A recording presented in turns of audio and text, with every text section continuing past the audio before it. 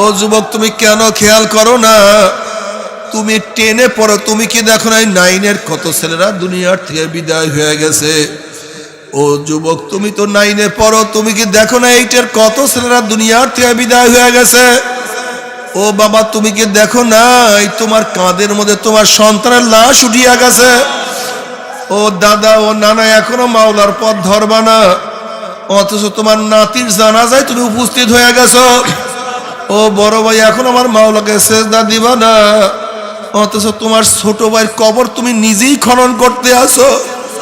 ও বন্ধু, তুমি কি এখনো মাওলার পথ ধরবা না, অথচ তোমার বন্ধুকে তুমি চিরতরে বিদায় দিয়ে চলে আসছো। আল্লাহ, বাবারে, পরীক্ষায় একবার ফেল করলে বারবার পরীক্ষা দিয়ে পাশ করার আশা করা যায়।